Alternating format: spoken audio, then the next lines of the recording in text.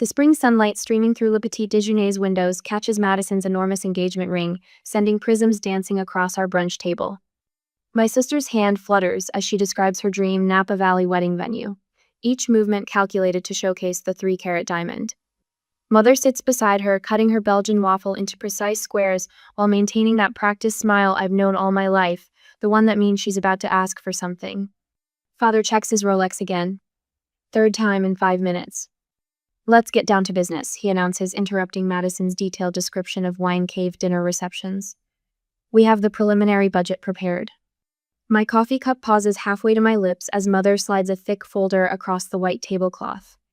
The restaurant's chandeliers cast gentle light on the gold-embossed wedding planner logo. "Go ahead, take a look," Mother urges, her voice honey-sweet.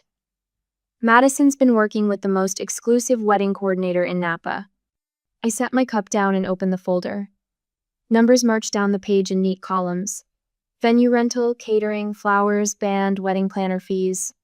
My throat tightens as I reach the bottom line. $240,000? The words scrape past my lips. "A bargain, really," Madison chimes in. "You should see what some of the other venues charge." Father clears his throat, straightening his tie. "Your mother and I will cover half, as parents should. We need you to contribute the other half." The room tilts sideways. "You want me to pay $120,000? You can afford it now." Madison's voice takes on that wheedling tone she perfected in childhood. "You're doing so well at Franklin West Capital." A memory slams into me. Standing in our kitchen 6 years ago, my University of Pittsburgh acceptance letter clutched in trembling hands. Father's voice, cold as January steel. "You're not college material. We won't waste money on something you'll quit." Mother had nodded along, hands clasped at her chest. "Madison has the academic mind, sweetheart. You're more practical." I'd offered to sign a contract, promised to repay every penny with interest. Researched student loans, prepared spreadsheets proving I could manage the debt. Father's response had been final. "We don't lend money. It's a matter of principle." Now I place my coffee cup precisely on its saucer, focusing on the small clink of porcelain meeting porcelain. "Why do you need my money specifically?" "Because you're family." Madison's voice carries a note of impatience, as if I'm being deliberately obtuse. "And honestly, you owe us this. You've barely contributed to any family event since you got that big promotion." Mother's fingers drum against the table. "We've already put down deposits on the venue and several vendors. Non-refundable deposits." The words hit like individual punches.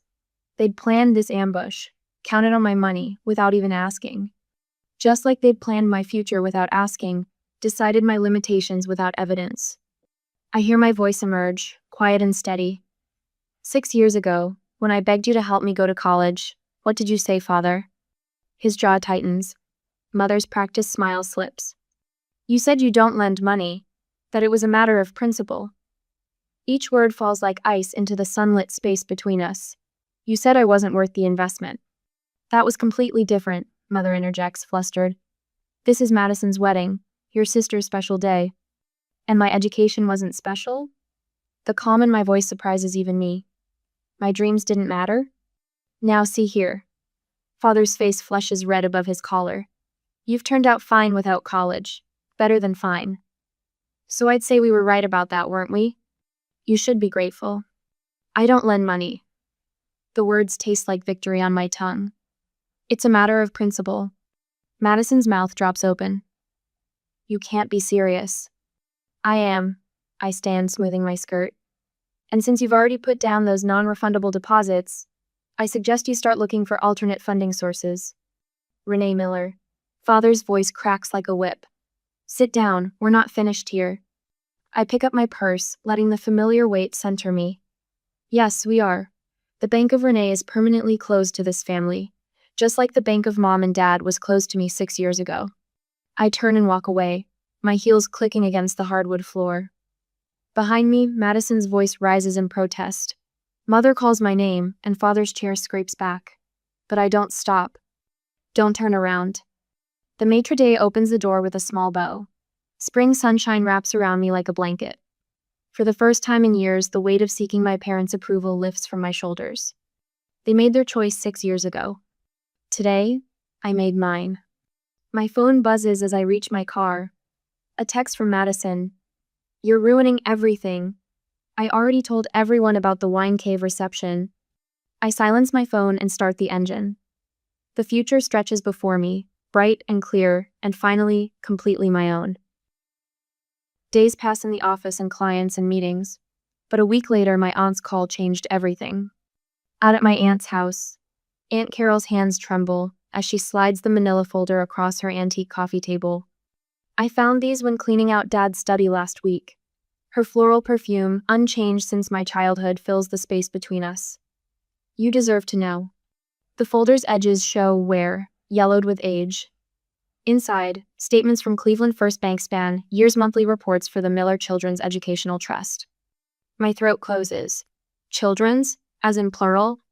Aunt Carol nods, twisting her wedding band. The sunlight through her living room windows catches the modest diamond so different from Madison's 3-carat showpiece. Your parents opened it when you were born, equal amounts for both girls.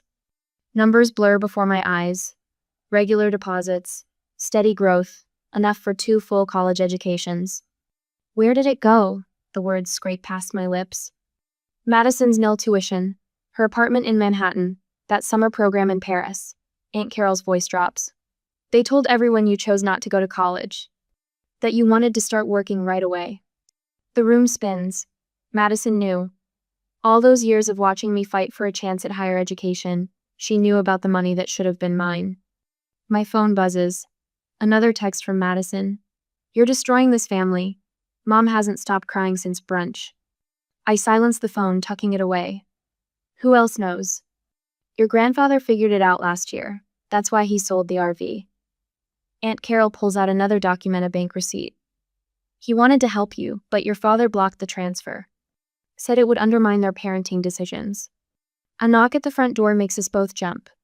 Through the window, I spot Grandpa Joe's weathered pickup in the driveway. He enters without waiting for an answer, his presence filling the room like it always has. Heard about that fancy brunch? His voice carries the gravel of 50 years of construction work. Your daddy's always been good at spending other people's money. My laugh comes out hollow. They won $120,000 for Madison's wedding. After what they pulled with your college fund? He settles into his favorite armchair, the leather creaking. That girl needs a reality check, not a wine cave reception. My phone lights up. Mom this time. We raised you better than this. Your sister deserves her dream wedding. They're spreading their version already. I show them the messages, making me sound ungrateful. Truth's got a way of coming out. Grandpa Joe's eyes, sharp despite his 78 years, fix on mine. Question is, you ready for the fight? Before I can answer, my work phone chimes. Janet Parker, my mentor at Franklin West Capital. Got a minute? Heard through the grapevine about some family drama. Been there, survived that. Let's grab coffee. Your parents will try to isolate you, Aunt Carol warns. They're already telling people you've gotten too big for your roots since the promotion. A text from my cousin Bethany pops up. What's your problem with Madison? She's literally crying about her ruined wedding plans. Let them talk. The words come out stronger than I feel. I'm done playing their game. Grandpa Joe nods, pride flickering across his weathered features. About time somebody stood up to Robert's bullying. Man's been running this family like his own personal bank for too long. My phone keeps lighting up. Church members asking about honoring thy parents. Relatives offering to mediate. Madison's bridesmaids suggesting I'm jealous of her happiness. But something's different now. The weight of seeking their approval has lifted, replaced by a strange lightness. I think of my office overlooking Lake Erie, the promotion I earned through pure merit, the life I've built without their help. You know what the worst part is? I trace the edge of the bank statements. They'll never admit what they did. They'll rewrite history until I'm the villain who ruined Madison's perfect day. Then let them. Aunt Carol's voice carries steel I've never heard before. You've got the truth now, and us. Grandpa Joe pulls out his wallet, extracting a faded photo. Remember this? It's me at 17, clutching my robotics team trophy.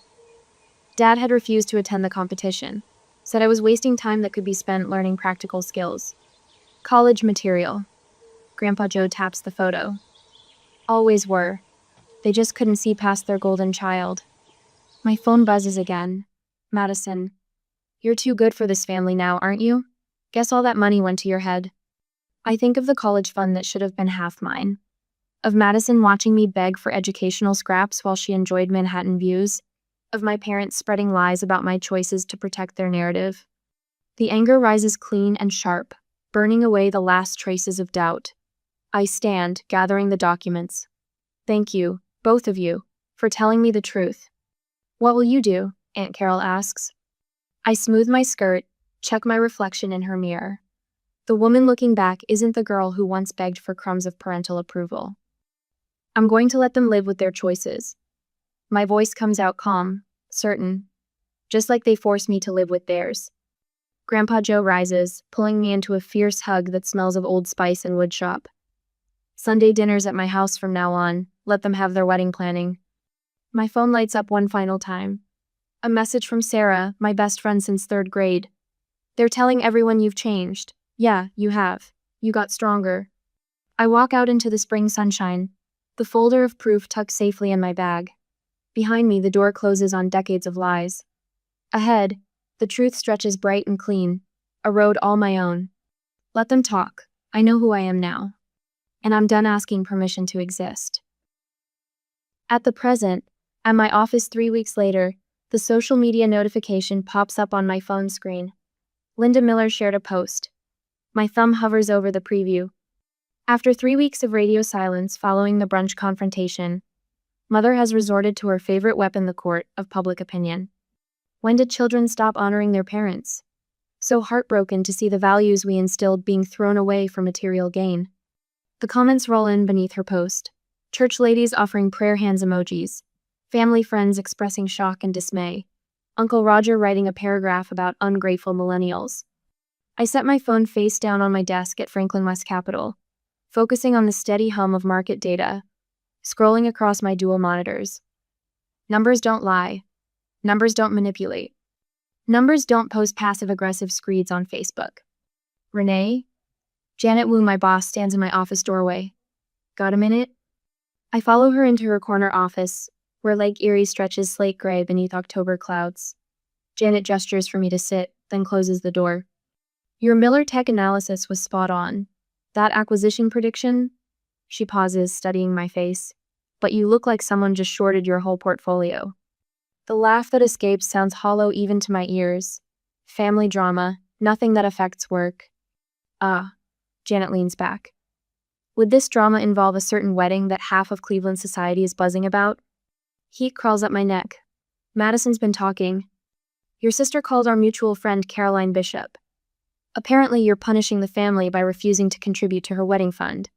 Janet's lips quirk. Caroline mentioned it at tennis last weekend, thinking I should know what a difficult employee I have. My stomach clenches. Janet, Stop. She holds up one manicured hand. You know what I told Caroline? That my own mother refinanced her house 3 times to put my brother through medical school. Meanwhile, I worked as a grocery clerk to put myself through community college. Her dark eyes hold mine. Some families think daughters are investments, others think we're ATMs. The knot in my chest loosens slightly. How did you handle it? I built my own empire. Janet gestures at her office. Success is the best revenge, especially when they come asking for loans. She picks up her coffee mug. Take tomorrow off. You've earned a mental health day. Back at my desk, another notification blinks. A text from Reverend Phillips. Your parents are very concerned. Perhaps we should meet to discuss honoring thy father and mother? I type back. Thank you for your concern. My relationship with my parents is a private matter. The texts and calls keep coming. Madison's bridesmaids expressing their disappointment. Aunts offering to mediate. Cousins suggesting I stop being difficult. But their words hold less power now. My apartment may be small, but the view of Lake Erie makes every mortgage payment worth it. My emergency fund could cover 6 months of expenses. My investment portfolio grows steadily. Every paycheck proves Father wrong about my capabilities. Friday evening, I arrive at my parents' house. Mother's roses line the front walk, perfectly pruned. Father's Lexus gleams in the driveway beside Madison's Range Rover. My sister's face fills Father's iPad screen on the dining room table. She's wearing pearls, her makeup precise, playing the part of the wounded bride. Sit down, Renee. Father's voice carries that familiar note of command, the one that used to make me shrink into myself. I remain standing. We've prepared a presentation. Mother clicks through PowerPoint slides listing everything they've done for me. Private high school. Dance lessons. My first Kara used Honda while Madison got a new BMW.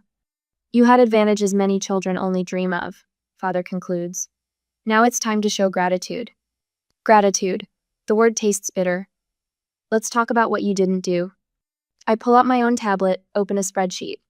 College tuition for Madison at NYU. $160,000. Monthly allowance during college. $2,000. Down payment on her first condo. $50,000. Total investment in Madison's future. Approximately $300,000. Mother's fingers twist in her lap. Father's jaw tightens. Investment in my future. $0. Zero opportunities. Zero belief in my potential. Each word lands like a stone in still water. You never saw me as worth investing in. Now you don't get to demand returns. That's not fair. Madison's voice crackles through the iPad speaker. I needed that support. You're just jealous because I had a plan and you didn't. I had a plan. My voice remains steady. I had a 4.0 GPA. I had scholarship offers. I had early acceptance to University of Pittsburgh's business program. What I didn't have was parents who believed in me. We made the best decision for you, Mother interjects. You weren't ready for. I've already set up college funds for my future children. The words stop them cold. Because I never want them to feel what I felt, to hear they're not worth investing in, to watch their sibling get everything while they get nothing. Silence fills the room like smoke. And since we're discussing investments, I meet Father's eyes. Grandpa Joe named me executor of his estate last month. He said he wants someone who understands the value of education managing his legacy. The color drains from Father's face. Mother's coffee cup rattles against its saucer. You're bluffing, Madison snaps. Grandpa would never. Call him and ask. I gather my things. I have the papers to prove it. Just like I have records of every conversation, every financial decision, every example of favoritism from the past 10 years. My hand rests on the doorknob. So here's my final answer. I don't owe you anything. Not money, not explanations, not even this conversation. I walk out of my childhood home for what might be the last time. The evening air carries the scent of Mother's roses, sweet and cloying. But beneath it, I catch the fresh breeze off Lake Erie. Clean. Free. Mine. My phone buzzes, a text from Sarah. Still on for Sunday brunch with the chosen family crew? I smile, typing back. Wouldn't miss it. Sometimes the family you choose matters more than the family you're born into. And sometimes the best revenge isn't confrontation, it's living well, investing in yourself, and proving them wrong with every breath you take. Later that day at home, the keyboard clicks echo through my home office as I type the final sentence of my email to the extended family. My finger hovers over the send button while the rising sun paints Lake Erie in shades of amber. 6 years of silence ends with this message. To my family, you deserve to know the truth about why I won't fund Madison's wedding. The facts flow in clean, measured paragraphs. My University of Pittsburgh acceptance. The robotics team championships Father never attended. The college fund that vanished into Madison's NYU necessities. Each word strikes like a hammer on steel, forging truth from years of carefully crafted lies. A text from Madison lights up my phone. If you send that email, you'll destroy Mom and Dad's reputation at church. The threat slides off me like water. Let the truth destroy what needs destroying. I press send. Within hours, the family phone tree blazes with responses. Aunt Catherine forwards Dad's rambling defensive email where he claims I chose manual labor over college.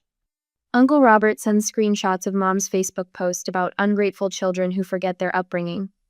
Madison's bridesmaids share her tearful Instagram story about sisters who abandoned family in times of need.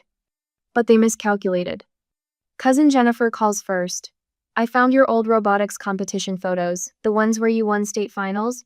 Dad said you never had any academic interests. Then Great Aunt Susan.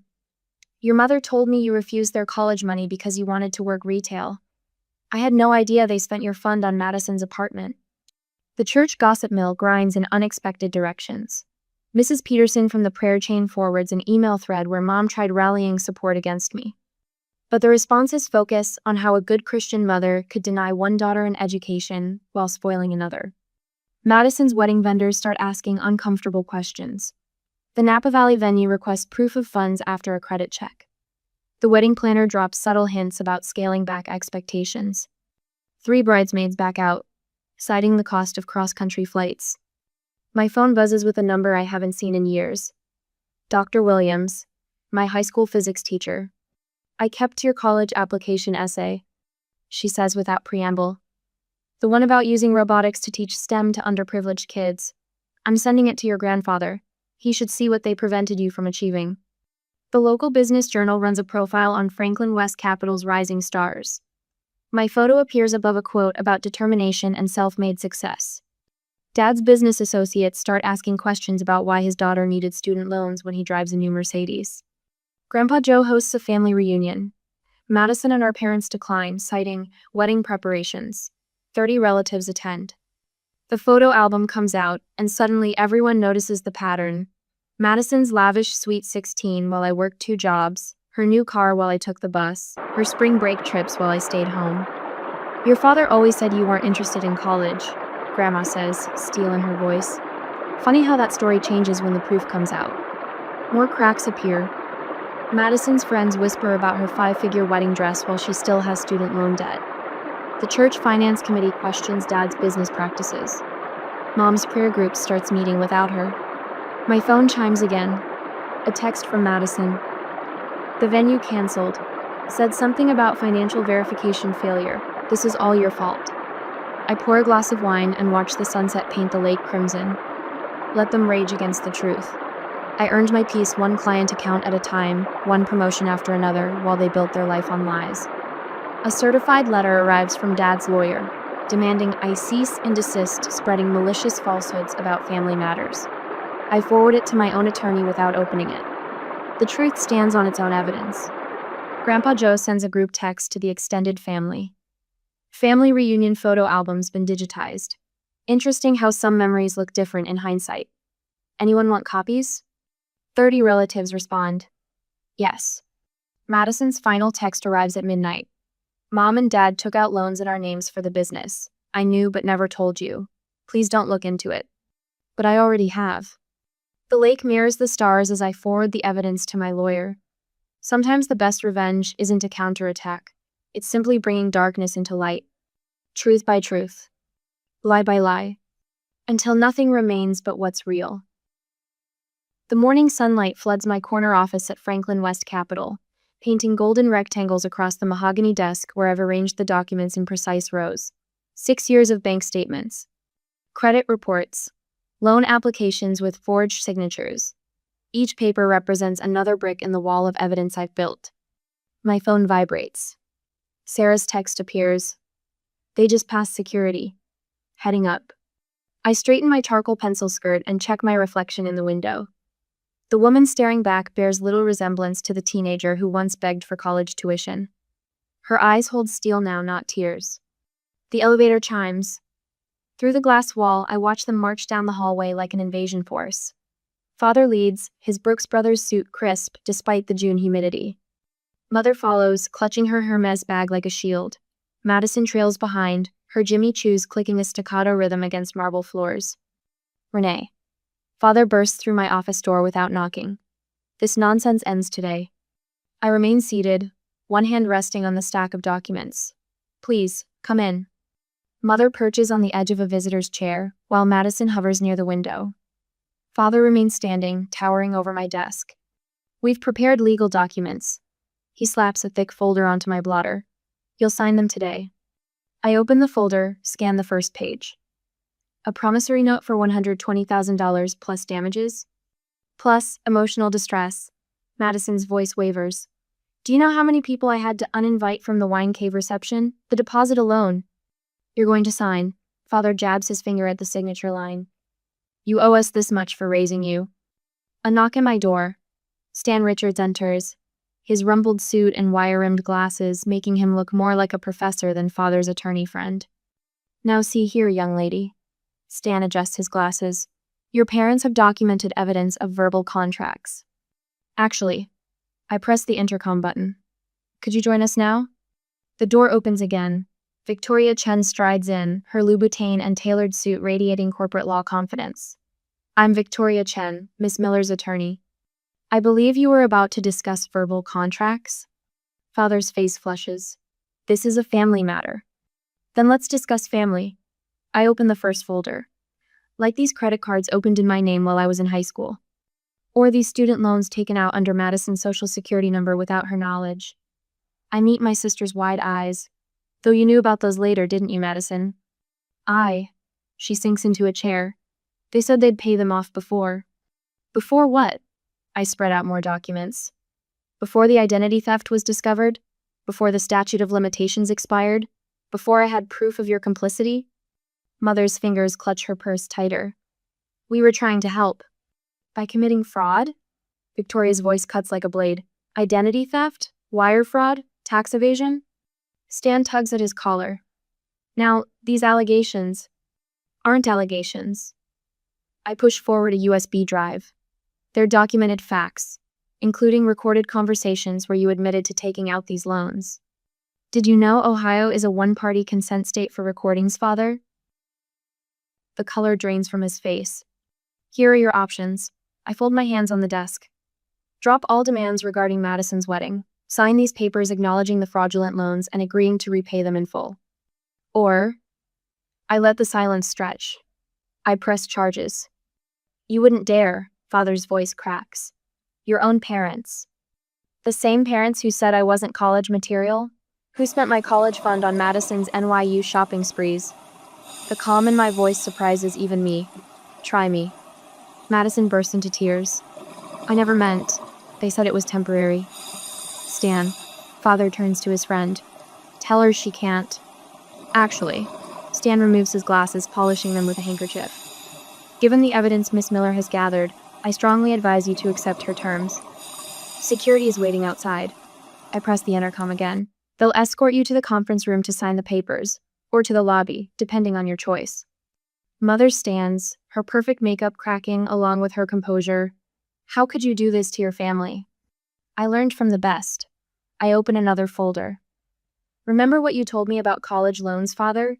That you don't lend money as a matter of principle? 2 security guards appear in the doorway. Father's shoulders slump, authority crumbling like a sandcastle at high tide. The conference room. His voice barely carries. We'll sign. Madison stays. I close the folders. She and I need to discuss her student loan payments. They file out, Mother's sniffles echoing down the hall. Madison remains crumpled in her chair, mascara tracing black rivers down her cheeks. Why? Her whisper carries years of golden child entitlement. Why now? I walk to the window, watching the city stretch toward Lake Erie. Because sometimes the only way to heal a wound is to clean it completely. I turn back to her, even when it hurts. The sun catches my reflection again. This time, I see both versions of myself, the wounded teenager and the woman who finally set her free. Both of us smiling. At the present, the evening sun paints my corner office in amber and gold, a daily reward for surviving another 14-hour day at Franklin West Capital. 6 months after that fateful brunch, my promotion to senior portfolio manager came with a view of Lake Erie that still takes my breath away. I adjust a framed photo on my desk, Grandpa Joe standing proud beside his gleaming RV, the one he secretly sold to help fund my first semester of night classes. The memory of discovering what he'd done still brings tears to my eyes. But tonight, those tears sparkle with victory instead of regret. My phone buzzes. Sarah's message lights up the screen. Final head count for Thursday's dinner party? Linda from accounting asked if she could bring her famous apple pie. A smile tugs at my lips as I type back. Tell her yes. My chosen family deserves all the pie they want. The quarterly reports spread across my desk can wait. I gather my things, sliding my laptop into its leather case, a gift from my team after I landed the Peterson account. The elevator descends 42 floors, each number bringing me closer to home. My home. The thought still thrills me. The spring evening wraps around me as I walk the 3 blocks to my building. Cleveland's lights flicker to life, stars emerging in the urban twilight. My heels click against the polished marble of my lobby, and Thomas the doorman tips his hat. "Evening, Miss Miller. Package came for you." He hands me a thick cream envelope, the return address making my heart skip. University of Pittsburgh Office of Admissions. Inside, I find a letter confirming my appointment to their business school advisory board and an invitation to speak at next month's graduation ceremony. The irony doesn't escape me. My apartment welcomes me with the soft glow of sunset through floor-to-ceiling windows. I kick off my heels, pad across hardwood floors to the kitchen, and pour a glass of Pinot Noir. The silence feels like a warm blanket, no drama. No manipulation, no walking on eggshells. Another text arrives. This time from my cousin Jennifer. "Got your RSVP for my wedding. Can't wait to see you and the grandparents there. No pressure, but if you want to catch up before then." I smile, typing back. "Lunch next week? My treat." The walls of my home office showcase my journey. Series 7 license, graduate certificates from night school, awards from Franklin West. But the centerpiece is a shadow box containing a rusty robotics competition medal from high school. The one achievement my parents never bothered to attend. My laptop chimes with an incoming email. A young analyst at my firm, her message tentative. "Miss Miller, could I get your advice? My parents are pressuring me about my career choices, and I heard you might understand." Setting down my wine glass, I begin typing. "Let's meet for coffee tomorrow morning. I know a great little place." The doorbell rings at 7 sharp. Sarah arrives with takeout containers of Thai food, followed by my grandparents bearing a homemade chocolate cake. Linda from accounting appears minutes later, her promised apple pie still warm. "The table's set on the balcony," I tell them, leading the way outside. Lake Erie stretches before us, painted in sunset colors. String lights twinkle overhead, my own little piece of stars brought down to earth. Grandma squeezes my hand as we sit. "I saw Madison's wedding photos on Facebook. The vineyard looked smaller than planned." "I heard they ended up at that local winery instead of Napa," Sarah adds, passing the pad thai. "Your mother's bridge club must have been scandalized." I shrug, the movement light and free. Not my circus anymore. We eat and laugh as twilight deepens into night. My grandfather raises his glass in a toast to my brilliant granddaughter who proved them all wrong. Tears prick my eyes, but I lift my glass high. To the man who sold his dream RV because he believed in me.